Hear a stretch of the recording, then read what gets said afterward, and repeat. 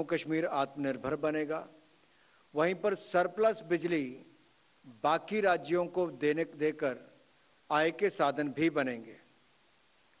और कुल मिलाकर बिजली के क्षेत्र में जहां केवल हाइड्रो पावर की मैं बात करूं तो अंडर कंस्ट्रक्शन जो है विभाग के, मैं उसकी जानकारी आप बाद में चाहेंगे तो आपको दे दूंगा। अभी मैं अपने आप को कैबिनेट के निर्णय तक ही सीमित रख रहा हूं।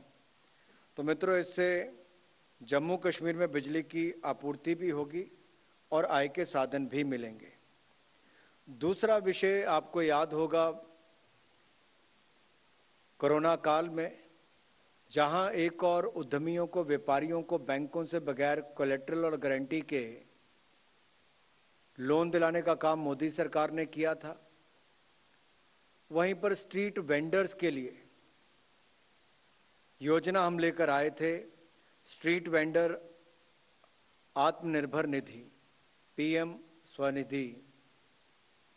इसके माध्यम से देश भर के लाखों वेंडर्स को लाभ मिला।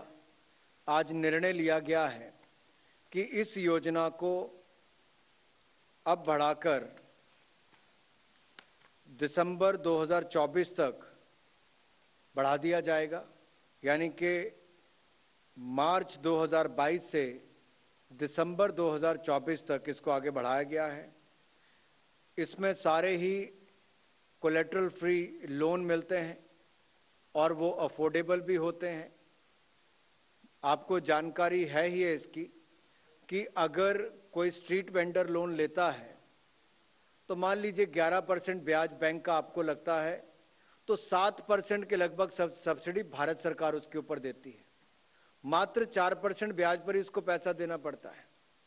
और उसमें भी अगर वो डिजिटल पेमेंट्स करता है तो डिजिटल पेमेंट्स पर प्रतिमाह अगर कोई डिजिटल पेमेंट्स 200 करता है तो कैशबैक इंसेंटिव भी उसको दिया जाता है और नेट इंटरेस्ट रेट भी 0 हो जाता है।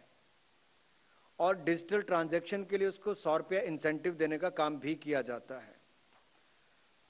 इसके अलावा अगर मैं इनका आंकड़ा आपके सामने दूं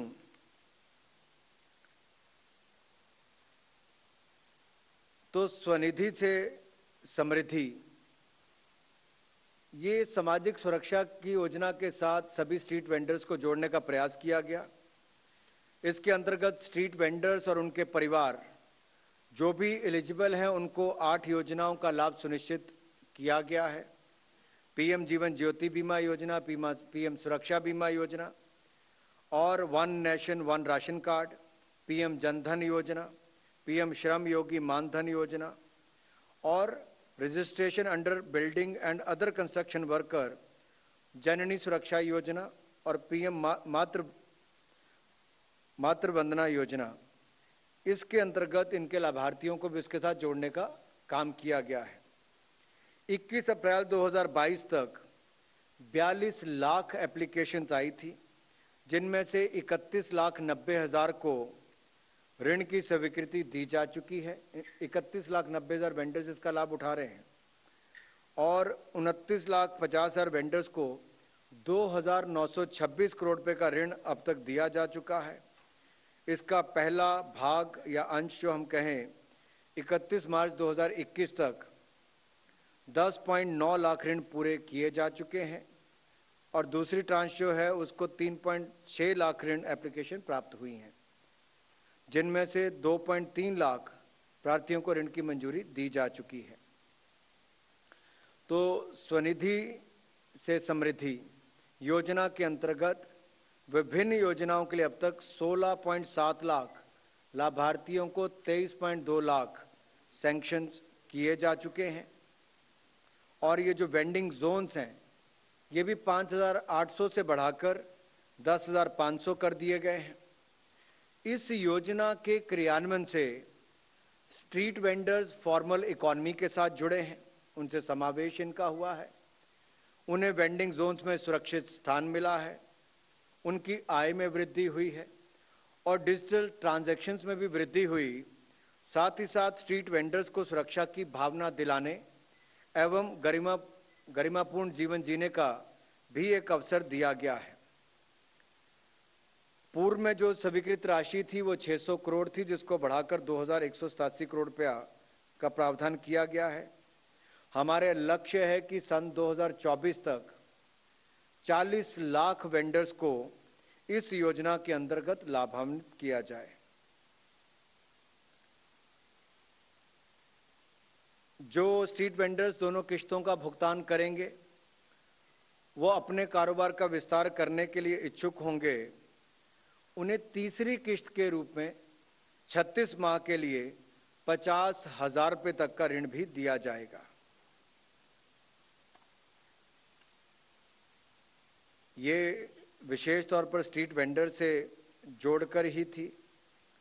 इसके अलावा जो अगली निर्णय है वो देश के हमारे किसानों से जुड़ा हुआ विषय है। देश और दुनिया भर में डिसरप्शन के कारण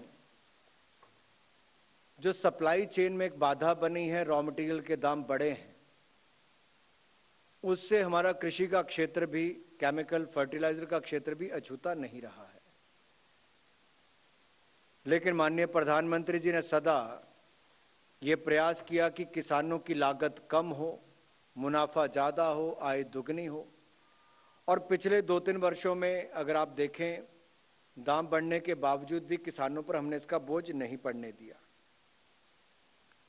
आज का ये निर्णय भी न्यूट्रिएंट बेस्ड सब्सिडी एनबीएस के अंतर्गत आने वाले पीएंड फर्टिलाइजर्स के घटक, न्यूट्रिएंट्स के जो प्रति किलो उनके दाम रॉ मटेरियल के बढ़े, फ्रेट कॉस्ट बढ़ी और बाकी कारणों के कारण भी दाम बढ़े हैं, उसके चलते हुए भी हमने निर्णय लिया है जो अपने आप में ऐतिहासिक है।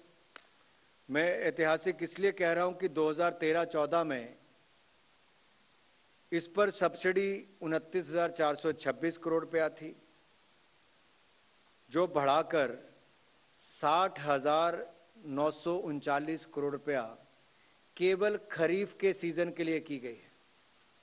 60,939 करोड़ रुपए की सब्सिडी डीएपी पर और पीएन के फर्टिलाइजर्स पर केवल खरीफ सीजन के लिए की गई है। पिछले साल जहां पूरा 2021-22 में कुल बजट ही पूरे साल के लिए 57,150 करोड़ रुपए का था, वो इस बार खरीफ सीजन के ऊपर ही 60,039 करोड़ रुपए किया गया। 2013-14 में फर्टिलाइजर सब्सिडी कुल मिलाकर 71,280 करोड़ थी, जो इस साल बढ़ाकर 1,62,184 करोड़ कर दी गई है। अगर मैं केवल आपको डीएपी का ही उदाहरण दूं तो 2020-21 में डीएपी के एक बैग के ऊपर 512 रुपए की सब्सिडी दी जाती थी, जिसको 5 गुना वृद्धि करके 2,501 रुपया इस वर्ष कर दिया गया है खरीफ के सीजन के लिए। ये अपने आप में दिखाता है कि किसानों के हित में उनके ऊपर दाम, बढ़े हुए दामों का बोझ ना पड़े। ये प्रधानमंत्री मोदी जी ने किया है। 1,350 रुपया एमआरपी डीएपी की है, वो इतनी ही रहेगी, यानी कि 2,501 रुपया सब्सिडी एक बैग के ऊपर है। जिस बैग की कीमत 1,350 रुपया है और 2,501 रुपया सब्सिडी है, यानी कि 3,851 रुपया एक्चुअल कॉस्ट होनी चाहिए, तो हमने किसान को उसमें भी लाभ दिया है। इसी तरह से इसके एनपीके और यूरिया में भी वो फर्क, बदलाव आपको देखने को मिलेगा। मैं उस पर प्रश्न उत्तर में आएंगे तो उस पर आ जाएंगे आपके पास। जैसा मैंने कहा कि 2021-22 में पूरे साल में 57,150 करोड़ रुपए की सब्सिडी थी पीएनके पर। इस साल केवल 6 महीने के लिए 60,939 करोड़ रुपए की सब्सिडी हमने तय की है। ये अपने आप में बहुत बड़ी है। प्रति बैग भी डीएपी की देखेंगे तो उसमें भी जहां 501 रुपया थी, 512 रुपया थी, उसको बढ़ाकर 2,501 रुपया की गई है। तो ये अपने आप में दिखाता है कि ये जो फ्लक्चुएशन मार्केट में है उतार चढ़ाव जो रेट का है, इसका किसान के जीवन पर, किसान की लागत पर, खेतीबाड़ी पे प्रभाव ना पड़े, इसलिए निर्णय लिया गया है।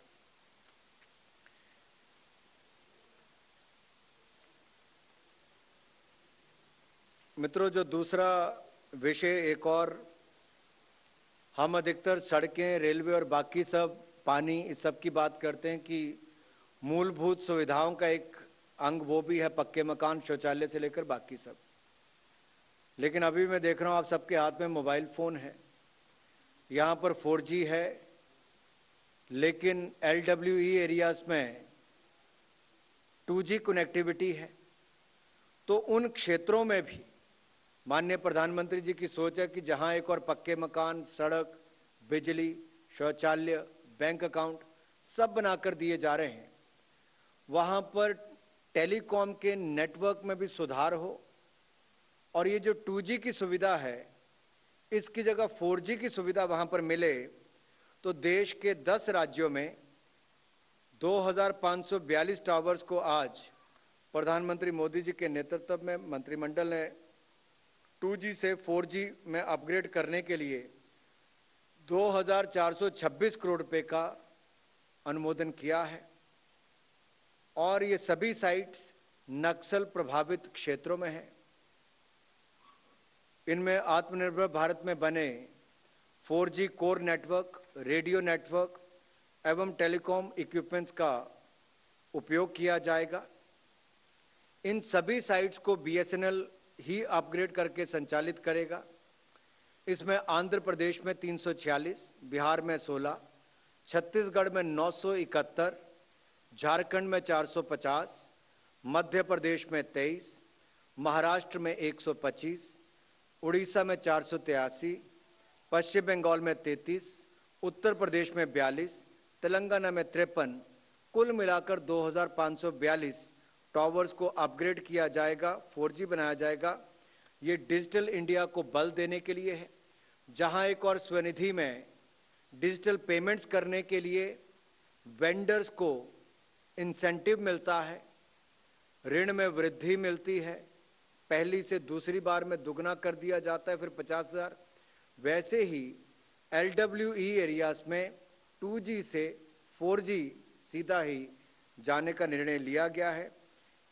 इससे इलाके में अगर मैं कहूं, जो टेलीमेडिसिन की बात हो, ई गवर्नेंस की बात हो, बैंकिंग सुविधाओं की बात हो, टेली एजुकेशन की बात हो, टेलीमेडिसिन की बात हो, इनमें गुणवत्ता आएगी, इनमें सुधार होगा।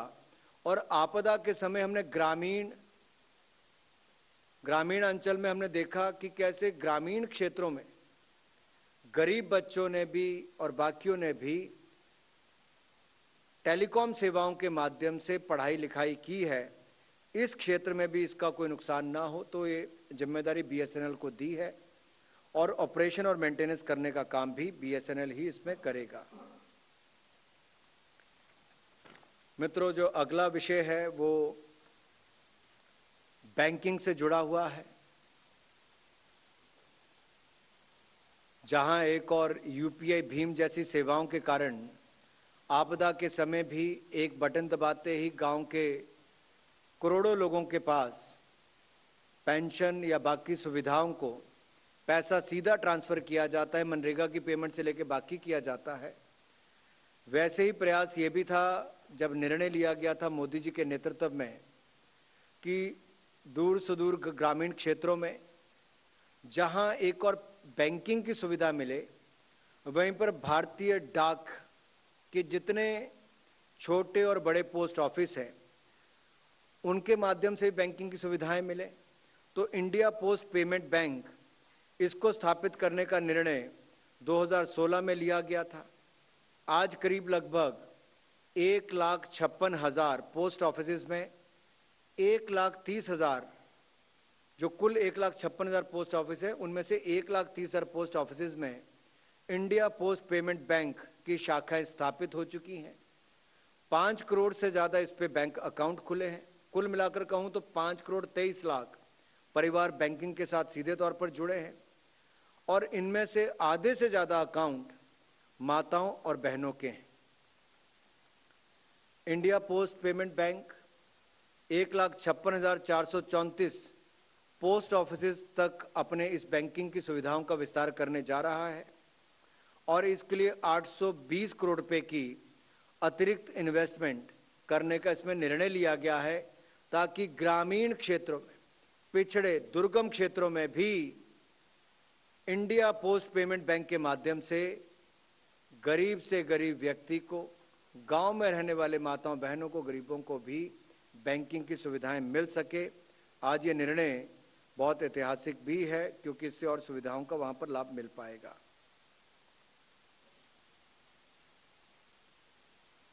जहां तक रेवेन्यू की बात है, लगभग 3,500 करोड़ रुपए के डिपॉजिट इन सब बैंक खातों में है और इस बैंक का रेवेन्यू भी 4 गुना बढ़ा है।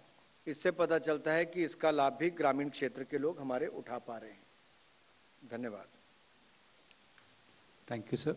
We will now take some questions. या 1 to 1।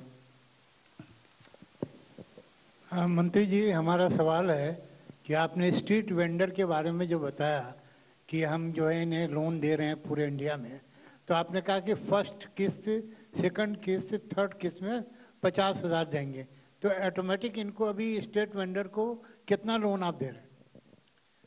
देखिए, इसमें 10,000 से शुरुआत हुई थी, अगर आपको याद होगा। उस समय 5,000 करोड़ का प्रावधान किया गया था, फिर बढ़ाकर 6,000 करोड़ हुआ। और जैसे ही वो पहली किस्त समय पर वापस करता है तो उसको 7% तो एक तरफ सब्सिडी मिलती है। मान लीजिए 11% आपका इंटरेस्ट रेट है तो 7% पहली सब्सिडी मिल गई। आपने किस्तें समय पर दी और डिजिटल रिटर्न की, डिजिटल पेमेंट की, तो उससे आपकी वो भी माफी होती है। फिर आपकी उससे दुगनी हो जाती है 20,000 रुपया, यानी कि आपकी क्षमता बढ़ जाती है, क्योंकि बैंक में आपकी सिबिल रेटिंग आ जाती है। जब आप वहां पर भी सुधार करते हैं, वापस पेमेंट करते हैं, तो तीसरी किस्त के रूप में आपको 50,000 रुपए तक का लोन मिल सकता है, वो भी 36 महीनों तक के लिए मिलता है। जबकि पहली किस्त होती है वो 1 साल के लिए, जो पहली मिलती है वो 12 महीने के लिए मिलती है। तो इसमें क्या है, डिजिटल पेमेंट्स को बढ़ावा मिलता है, स्ट्रीट वेंडर को पहचान मिलती है, कम इंटरेस्ट पर, कम ब्याज पर उनको लोन मिलता है, इंसेंटिव डिजिटल पेमेंट्स का मिलता है, और रिकॉग्नाइज उनके जो एक परिचय बोर्ड लगता है, तो दूर से दिख जाता है परिचय बोर्ड लगा हुआ कि ये स्ट्रीट वेंडर रिकॉग्नाइज्ड है अर्बन लोकल बॉडीज के द्वारा, और ये कहीं ना कहीं बैंकिंग से जुड़ा हुआ है, तो लोग डिजिटल पेमेंट भी वहां पर कर सकते हैं। 28।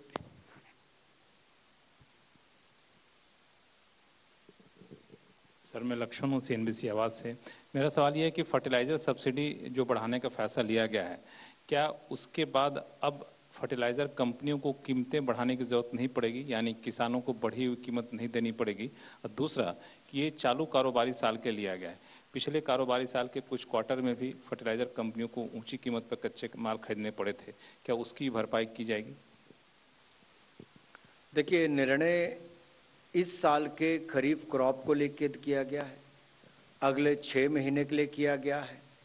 अंतर्राष्ट्रीय बाजार में बढ़ी हुई रॉ मटेरियल की कीमतें, फ्रेट और बाकी कारण, जिसके कारण कीमतें देश ही नहीं दुनिया भर में बढ़ी हैं, उसके बावजूद भारत के किसान के ऊपर कोई बोझ ना बढ़े, इसलिए किसानों के हितों को ध्यान में रखते हुए प्रधानमंत्री मोदी जी ने, जहां 2020-21 में 512 रुपए प्रति बैग सब्सिडी मिलती थी, अब उसको बढ़ाकर 2501 रुपया प्रति बैग सब्सिडी कर दी है। और ये केवल किसानों के लिए किया गया है, इससे किसान पर बोझ नहीं पड़ेगा, और ये सब्सिडी का मतलब है कि जो कंपनीज बना रही हैं उनको ये सब्सिडी मिलेगी, ताकि उनका भी नुकसान ना हो। 1 2 3। सर ये थोड़ा बताइए। सर, तरुण शर्मा, जी बिजनेस से। सर, आपने 6 महीने के लिए आपने करीबन 60,000 करोड़ स्वीकृत किए हैं फर्टिलाइजर के लिए। सर, टोटल बजट जो है वो 1,62,000 का है इस बार, तो क्या इस पे भी कोई चर्चा हुई कि इस बजट को भी आगे बढ़ाया जाए, क्योंकि जो कीमतें हैं उसका असर हम देख रहे हैं। और जो फर्टिलाइजर सेक्रेटरी है उनका भी मानना था कि प्राइजेस आगे भी अपवर्ड ही रहेंगे। दुनिया भर में दाम किस दिशा में जाते हैं इसका अभी मुझे कहना संभव नहीं होगा, लेकिन जरूरत पड़ी तो हमने अभी नहीं, आपदा के समय भी किसी किसान को ना खाद की कमी आने दी, ना खरीद में कोई कमी रखी। सो किसान को खाद की भी पूर्ति की और खरीद की भी आपूर्ति करने का काम भारत सरकार ने किया है। इसीलिए मोदी जी किसानों के हितैषी गिने जाते हैं।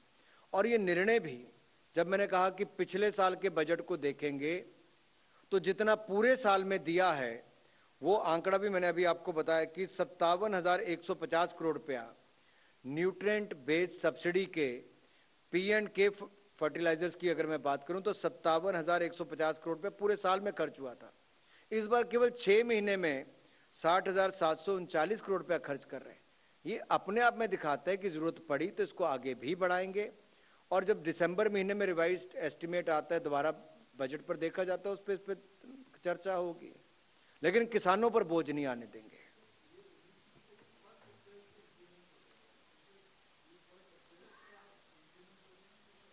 खरीफ की क्रॉप के लिए सब उसी में इंक्लूडेड है 6 महीने के लिए। रविंद्र जी।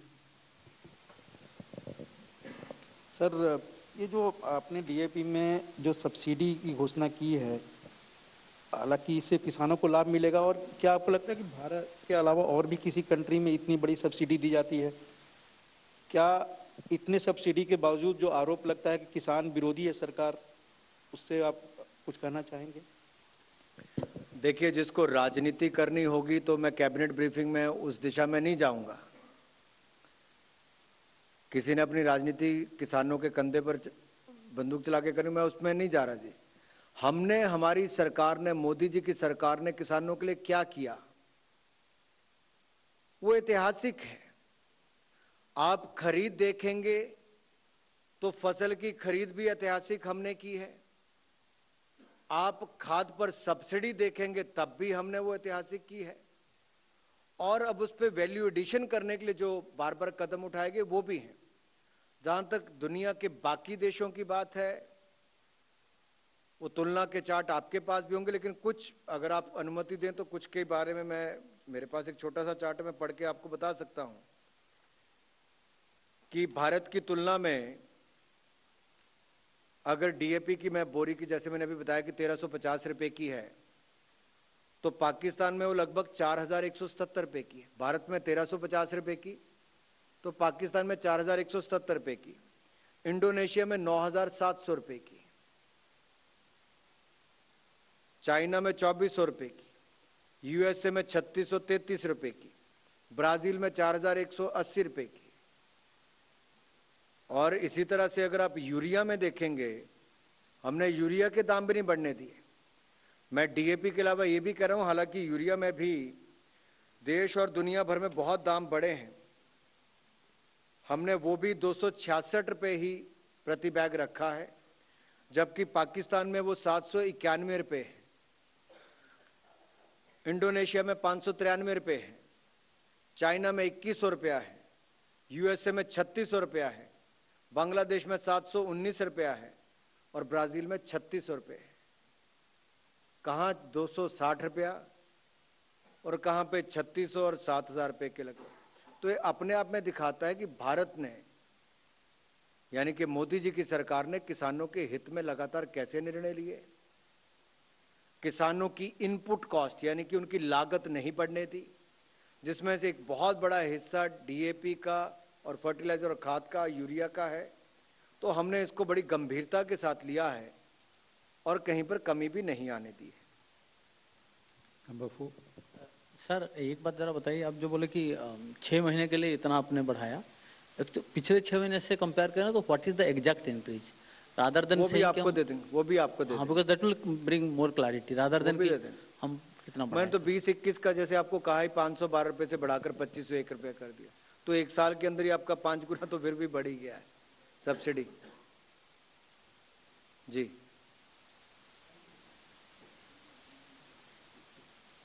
धन्यवाद बहुत बहुत।